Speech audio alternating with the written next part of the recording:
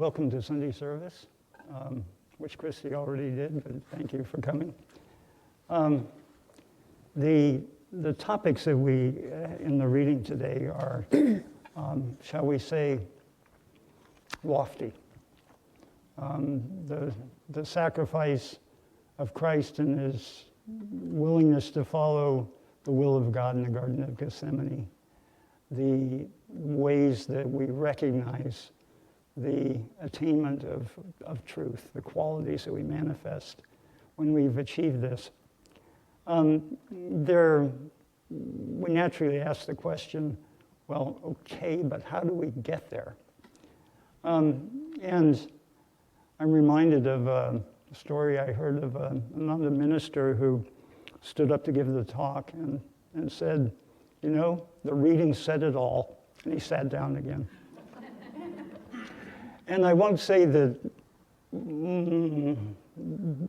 it's really tempting, but the thought crosses one's mind. And I think that's the case actually for us all when we begin to really get serious about the spiritual path. And when we begin to look at the lives of the saints and what they did to get there.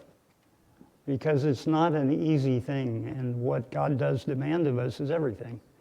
And, you know, most of us think, yeah, okay, that's great, until it comes to this or that little thing or this little thing, where we realize it's a little bit like Velcro, shall we say. And when the Velcro pulls apart, there's a kind of a ripping sound, and we kind of wonder what's going on. We feel great afterwards, though. So the thought that I was wrestling with all week was, how do we get there? You know, what is there that, with these qualities of the saints, and, you know, mentally going through them, you know, okay, that one, still a little ways to go, and that one, boy, that's out of sight, and that one, okay, I can see that a little bit. You know, it's a quality of, we have to watch out we don't compare ourselves to impossible things and get disappointed, but there is a reality where we need to measure ourselves against what's possible. And some of it is what's possible for us right now, you know, because the spiritual path goes a long ways. And it's there's many steps along the way. And we have to structure our approach, this is a strange way to put it, with our aspirations clearly in mind. And recognizing the reality that we're dealing with ourselves right now.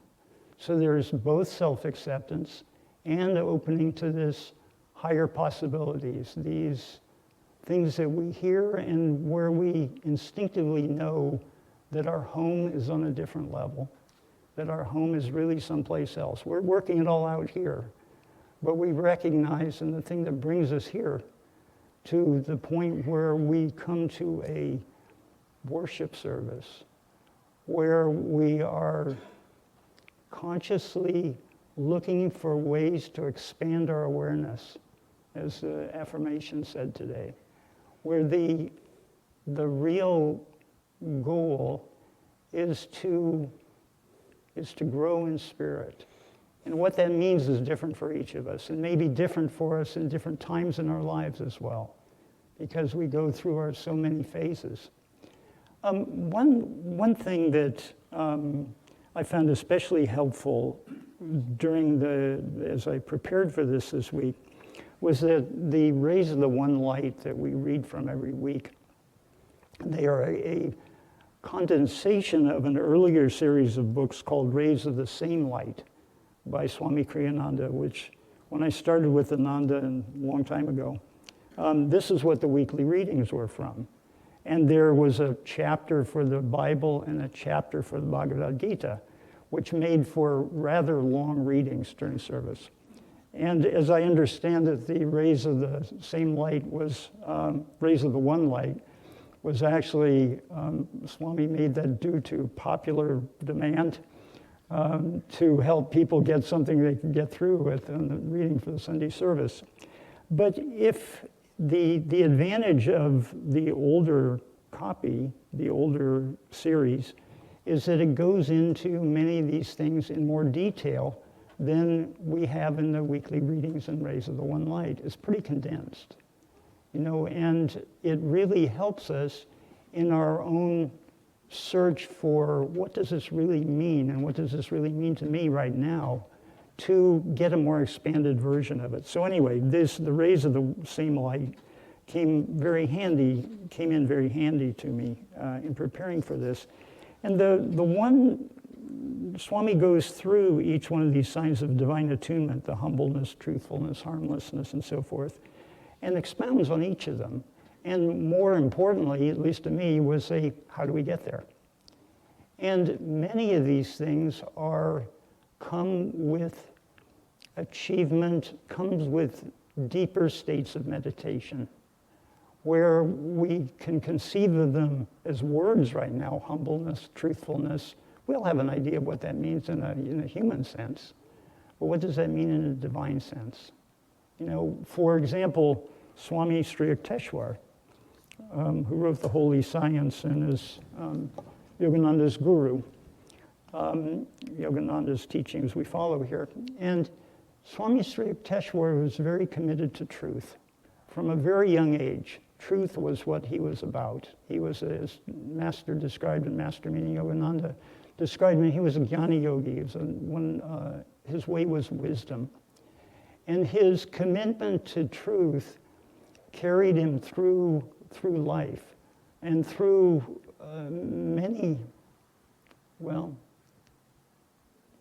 it was his hallmark. And when we learn about truth with a capital T, we don't really know what that means. We understand what it means to be honest. We understand what it means to be truthful in dealing with each other, in dealing with ourselves. Sometimes it's a little bit harder because delusion, as the reading said, can be tricky to deal with. But when we're committed to an aspect of that higher awareness, and God comes to us in many different forms, that gives us something that we can latch onto and can serve as a sort of a light for us as we go forward. So the Holy Science, even Yogananda said he had a hard time reading it. It's not an easy book to read, but it's one that's extremely helpful because Swami Kriyananda gives ways of approaching all of these higher realities through the deeper meditations. And he talks about a concept in there he has of moral courage, which I found intriguing and looked into quite a bit. Moral courage is as I would paraphrase it, is the ability to do the right thing in all circumstances. And you can take that on many different levels. In Christ's example in the Garden of Gethsemane, that was doing God's will in all circumstances, to a level that goes beyond most of our abilities. But we see that it can be done. And when we have this moral courage, he made a very interesting point. He said moral courage will get us to the point where we can attract the guidance of a true guru. In other words, a savior, one who can lead us to redemption, as it says in the Festival of Light. And when it's the moral courage plus what does he say there? The practice of moral courage leads us to be able to deal with what is it that called there? The meannesses of the heart, the 8 meannesses of the heart. And when we've worked through the meannesses of the heart, and let me just read them here because we can, the 8 bondages or snares are hatred, shame, fear, grief, condemnation, race prejudice, pride of family, and smugness. And he goes elsewhere, he says, the pride of family or pride of pedigree, and smugness meaning a narrow sense of respectability. So when these things disappear through the combination of the guidance of the guru, and he says something very interesting, he says, affectionately following the guidance of the guru. And I never really heard it phrased that way before, that we can have that affection to the source of our truth and express it that way. But he says when we've achieved those states, when we've gotten past the meannesses of the heart through the guidance of the guru, then we're ready for these deeper states where all these qualities come to us. So it's, and he goes back to, before that, to those of you who've been taken Raja Yoga are well acquainted with yamas and niyamas. It's the do's and the don'ts and the do's of the spiritual life, and they're really guidance for moral living, for living a life of integrity and purity. And it's really the purity of heart that brings us to God and brings God to us. Most of the time we're busy in our hearts. We have a lot going on. We have this little desire. We have that activity. We have this dislike, that thing we really like, on and on and on. And occasionally we're blessed, maybe in a meditation, maybe being out in nature, with a quiet heart for a moment, or maybe two. And we just feel a connection, a deep connection with the world around us, in that world that's beyond us in a way, which is our real true home.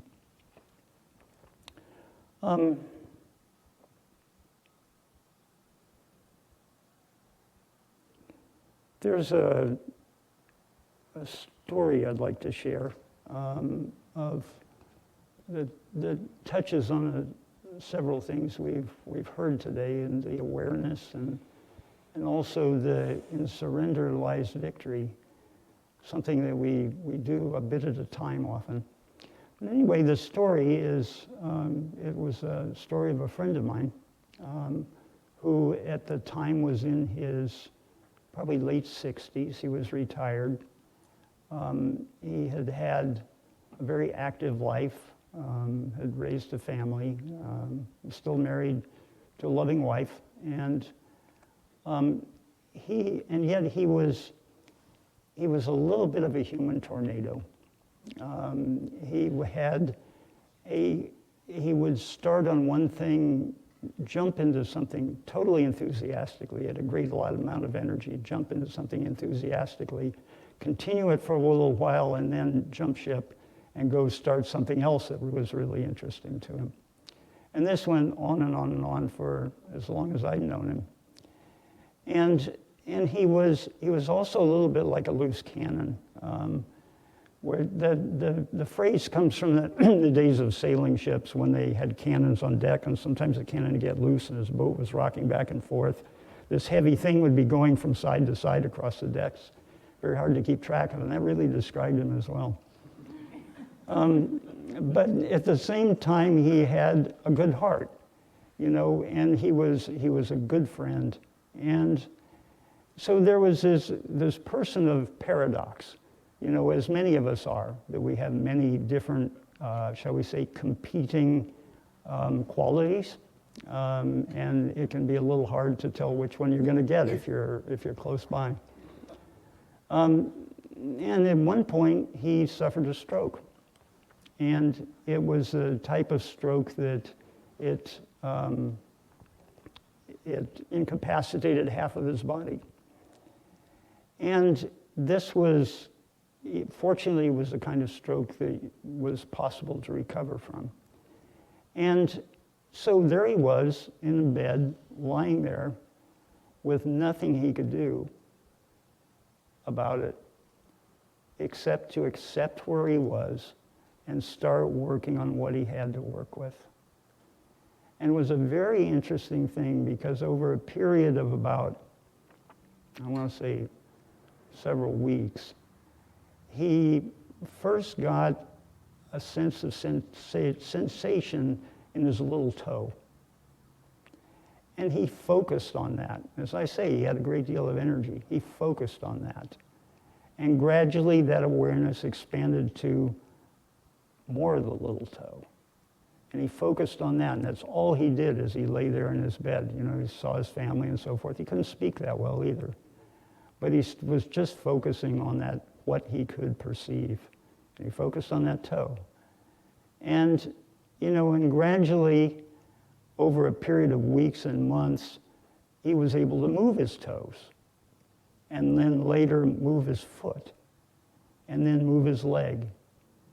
And so on. So after, it was probably took him 2 years or so to really recover, to the point where he just walked. He walked with a cane and a slight limp, but otherwise he was there.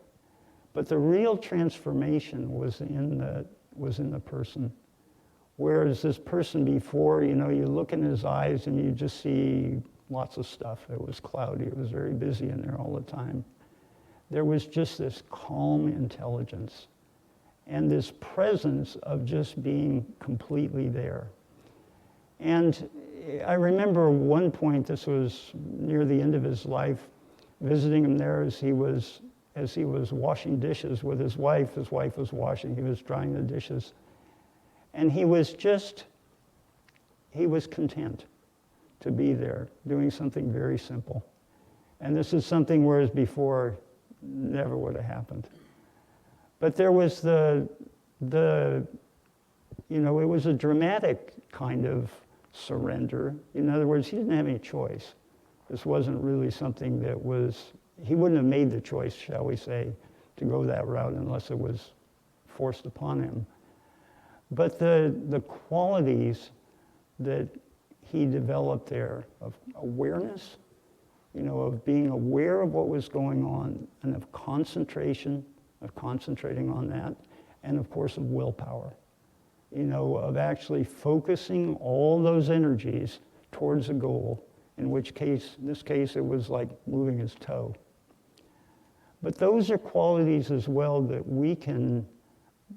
are indispensable for us in our own challenges in life, in our own path to God, because this life is given to us to help us work out those things that are in the way, and for us to have more clarity and more freedom as we expand into that divine presence. It's all around us, it's within us too, but we're just too busy to know most of the time. So it's a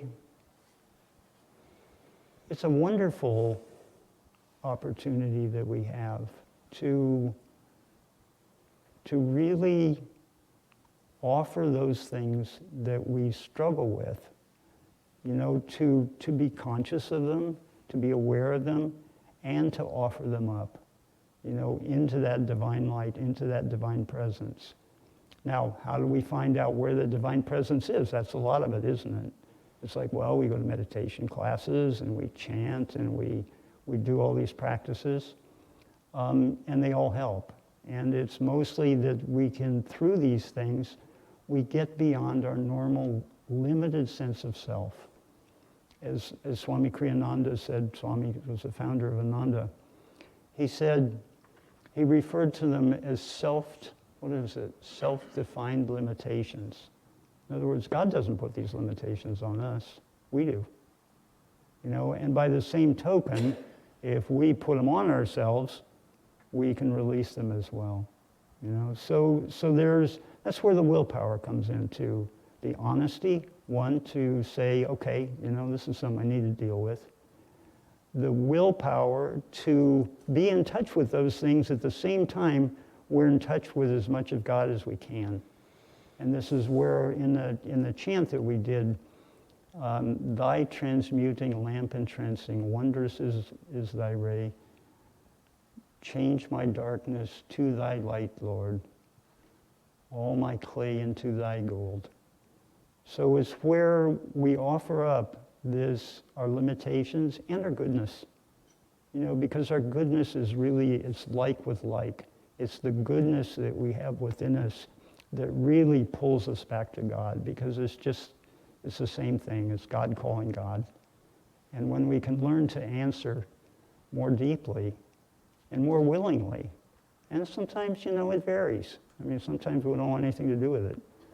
But then we come around either through Divine Mother's whispers or sometimes her chastisement. We come to the point where we're willing to let go of these little things because we know and we've experienced that there's something greater to be gained. So I'd just like to conclude with the last line of a song from Swami Kriyananda called "The Hill That Was Tara." And let me see if I get the notes right. Every effort we spend brings more life in the end, till our gladness in life's ever new. Every effort we spend brings more life in the end, till our gladness in life's ever new.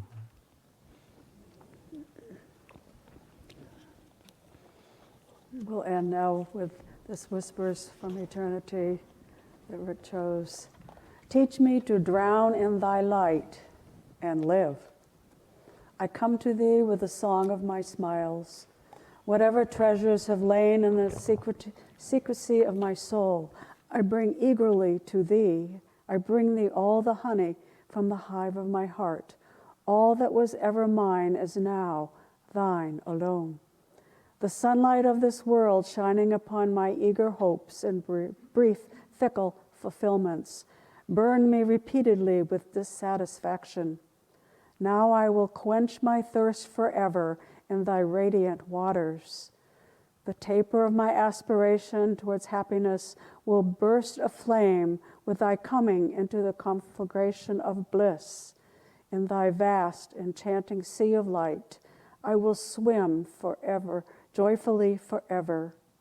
Teach me to drown in thee and live rather than live in a mirage paradise of earthliness and die. Om.